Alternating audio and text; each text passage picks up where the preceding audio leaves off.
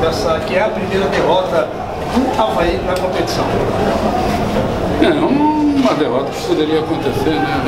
Ela faz parte do jogo, ela poderia ter acontecido em um desses 3 jogos anteriores. Provavelmente nós poderemos até perder mais na frente. Gostamos de perder, mas ela acontece. Ela tem uma repercussão um pouco maior porque foi um clássico, né? Uma rivalidade local. Acho que foi um jogo tipo de clássico, né? Um jogo muito pegado, um jogo de muita falta, um jogo nervoso, um jogo com algumas boas jogadas de nível técnico, mas um jogo mais disputado do que jogado. Eu acho que o Avaí fez um primeiro tempo melhor do que o segundo. Isso, você está falando do Geninho. O primeiro tempo do Avaí foi melhor, tivemos alguns lances. No segundo tempo, quando nós estávamos controlando um pouquinho melhor o jogo, nós tomamos um gol. E a superioridade do Figueirense foi maior, porque logo depois tivemos a expulsão e aí ficou o jogo, o Avaí tentando buscar o resultado, mas com muito mais dificuldades. Já tinha dificuldade de entrar na defesa do Figueirense com 11, com 10 ficou muito mais difícil. Então não tem que se contestar muito o resultado. Eu acho que tivemos alguns lances sim a lamentar dentro do jogo. Eu acho que uma arbitragem de um árbitro aí que tem apitado Série A, e, na minha opinião, muito ruim, uma das piores arbitragens que eu vi ultimamente, com alguns lances, inclusive incríveis. Tivemos um lance que se o Betinho pega o jogador, ele deveria, provavelmente andaria de cadeira de roda o resto da vida. Então, uma irresponsabilidade muito grande de um jogador de futebol com um companheiro. Isso não é atitude de um jogador profissional que tem caráter, tenha. Não tem. Não tem. Ele corria risco de algum colega ali do lado e lá dar um soco no meio da cara dele e seria muito bem dado. Tanto que ele mereceria isso pelo tipo de atitude que ele teve. Acho que nós tivemos um lance contestado em cima do João Paulo no primeiro tempo e um pênalti claro no final. Né? O jogo em cima do Alex, o tranco, o Alex tirou a bola, o tranco que foi dado em cima do Alex foi claríssimo. Mas faz parte, uma arbitragem também faz parte do jogo. Tecnicamente até, né, a gente conversava até com o Betão aqui na saída de campo, não foi um grande jogo, mas nós vimos os dois times tentando chegar a esse resultado. Mas eu observei no primeiro tempo, principalmente no início, o sistema defensivo encontrando um pouquinho de dificuldade para sair com o jogo, batendo um pouquinho de cabeça. Eu vi ali os jogadores conversando, tentando acertar isso. Não, como eu disse, nós não fizemos um grande jogo. Se tivéssemos feito um grande jogo, provavelmente nós teríamos vencido. Tivemos alguns erros, né? Erros não normais, de repente, no início de temporada. Eu digo sempre que a derrota te mostra muito mais coisas a corrigir do que, de repente, a vitória. A vitória, às vezes, apaga um pouco. E na derrota, algumas coisas ficam mais evidentes. Acho que nós erramos em vários setores. Alguns jogadores não tiveram uma boa produção dentro de campo. Isso tudo é coisa que nós vamos analisar para a sequência do campeonato. Né? Temos agora já uma nova partida na quarta-feira. Vamos tentar arrumar, vamos tentar conversar. Em termos de trabalho, o tempo é muito pouco, mas mesmo em pouco tempo você tem que tentar corrigir alguma coisa para que a gente fique melhor, para que a gente vá melhorando dentro da competição. Eu digo, algumas coisas são evidentes, né? E a gente tem que trabalhar em cima disso. Bom, Geninho, eu queria que tu explicasse o que você queria com a alteração do Luan, na hora que você chamou, e foi justamente naquele momento que saiu o gol do Figueirense. Ali você mudou o seu pensamento, teve que alterar, obviamente, a forma de jogar? Não, é claro que aí eu pedi que o Luan até tivesse um pouco mais de liberdade para chegar na frente. A entrada do Luan era para que o Luan fechasse aquele espaço que estavam tendo os volantes e o zagueiro do Figueirense com a saída de bola. Ele entraria para fechar o espaço, ficaria Pedro, Matheus do lado e Luan centralizado, sem a bola, para que a gente tentasse fechar o espaço. Que ele organizasse o meu meio, ele é um jogador que conduz bem bola, enfia bem bola, que ele fizesse isso, que ele tivesse uma arrancada para jogar em cima desses volantes do Figueirense. E o João Paulo com liberdade, não para jogar como um ponta, mas para rodar pela direita, vir compor também, abrir um espaço para a descida do Alex. Naquele momento nós estávamos controlando bem o jogo.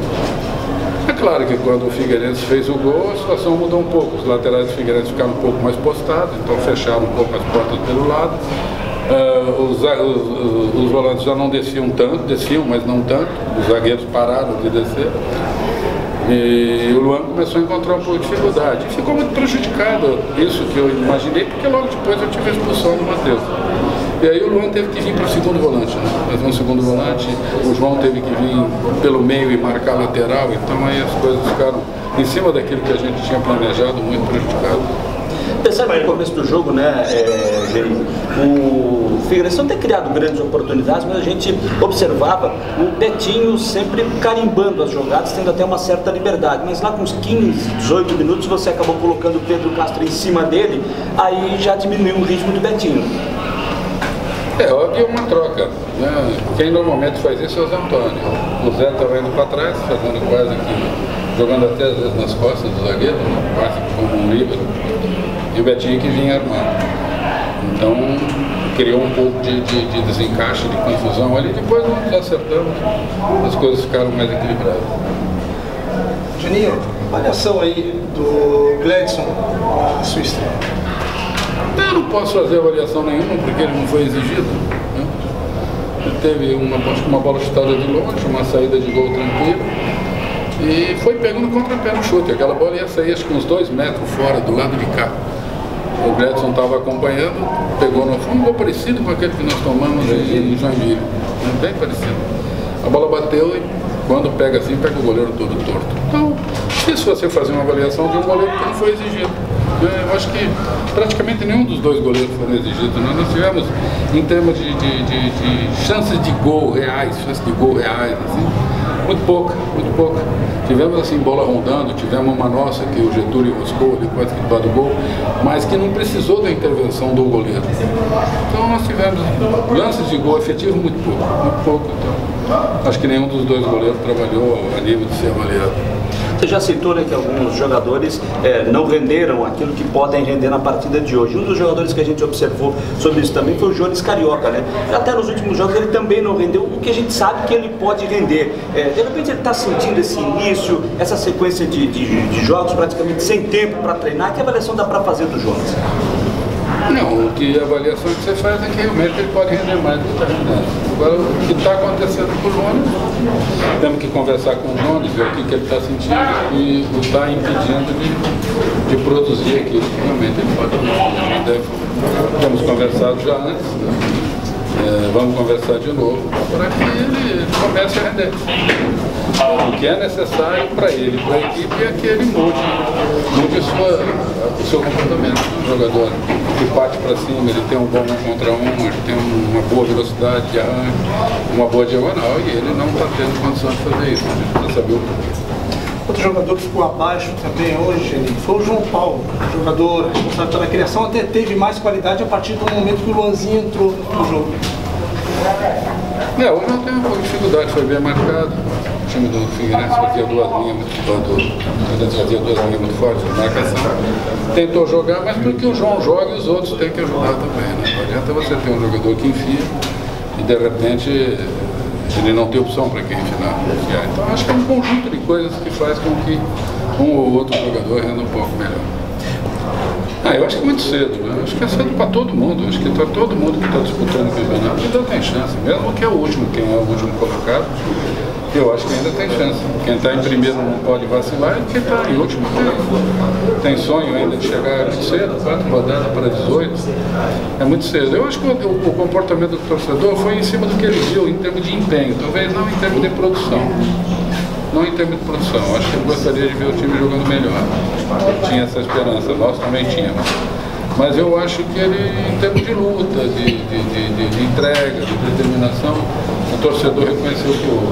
O torcedor é muito justo, quando ele vê que o time realmente se empenhou, ele ganhou.